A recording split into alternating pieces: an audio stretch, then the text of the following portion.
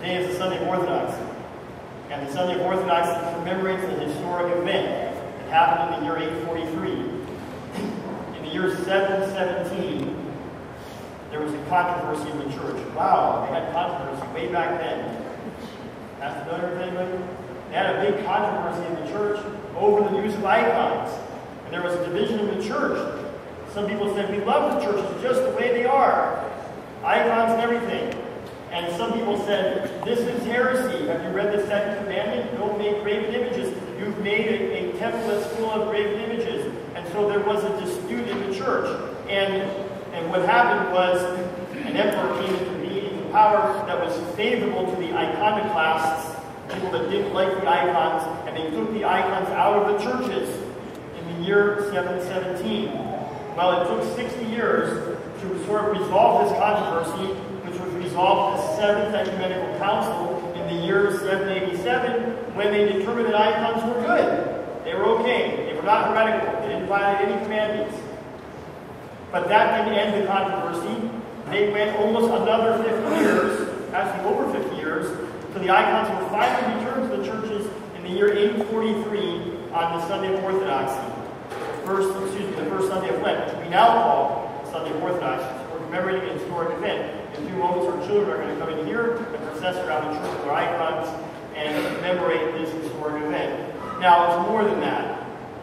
It's more than just a procession with our beautiful children, and we have many of them. That's an awesome thing. And it's more than just the beautiful icons. In this service, there's a couple other things. There is a synodical statement that was written in the year 843 that's read around the world in every Orthodox church on the first Sunday of Great Lent that affirms who we are as Orthodox Christians. And then our response to that is a personal confession of our faith by reciting the Nicene Creed. That is, again, the basic statement of faith that all Orthodox Christians accept. Now, if we were a sports team, you would call this the closest thing we have to a pep rally, where we rally the whole team for the cause. We talk about this is the faith of the apostles, this is the faith of the fathers, this is the faith of the Orthodox, this is the faith that upholds the universe. And we read in the epistle lesson that through faith, people, they conquered kingdoms, they were sought into, they survived torturings and brutality, all this stuff to keep the faith alive. Now, if you read the Messenger, which hopefully you've got, there's a couple of free checklists in there. A way to sort of evaluate ourselves, and a couple of markers. What's your relationship with Christ? What's your relationship with other people? And for those who are married, what's your relationship like with your spouse? And if you take an honest look at yourselves and do these evaluations, I don't want to see them. And we're not collecting or taking any statistics on these. But this is for you to look at and say, like, how am I doing? Right? Now, someone was telling me a funny story the last time we heard this epistle, which is right before Christmas, that they went in the hall with their young child to use the restroom, and there were some people in there, some young people, that were complaining that it was too hot in the church that day, and maybe the air conditioning wasn't working quite right. And so they said, did you listen to the epistle reading about conquering kingdoms and surviving all kinds of brutality to keep the faith? And you can't even survive in the church that's maybe a few degrees too warm. I mean, how will the faith get anywhere if you can't do little things? All right? How can we conquer kingdoms if we can't get to church on time? Yeah. How can we conquer kingdoms if we can't pay our bills? All right? This is not going to be an infomercial for stewardship. No. But if you haven't turned in one of those forms, the little blue ones I'm always telling you about, 105 of you pledged last year, didn't pledge this year. So now this year, this week, I'm going to be spending time. We're writing to you, calling you, harassing you, turn the form, because we need that. All right, we can't conquer kingdoms if we can't meet the budget. All right, so save me some phone calls, some time, so that I can spend my time praying and hearing confessions and doing services. I don't have to bother you for that. All right. Now, here's the question that I want to ask you, rhetorical. Several years ago, I used these signs in a sermon, and I was talking about the Tampa Lightning that had a marketing campaign, and everywhere you went, all over town, you saw these signs. All in. Tampa Lightning, all in. Come to watch the Tampa Lightning, we're all in. We're all in. We're going to get the best players, we're going to have the best facility, we're going to overhaul the stadium, we're all in. Come see the Lightning. Now, I will restate what I said that day several years ago. What if the marketing strategy was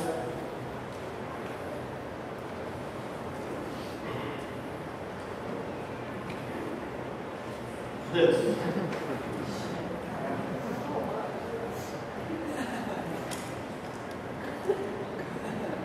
Tampa Lightning, we're half in. We're half committed. We're going to have a half good team, a half good stadium, half good concessions. Would you run there and say, I want to be with that team, they're half in? I think I'll be half in also. I'll come once in a blue moon. I won't read about them in the paper. I'm not going to watch TV. And what would happen to the organization? It would quickly collapse. All right? No organization makes it if they're half in.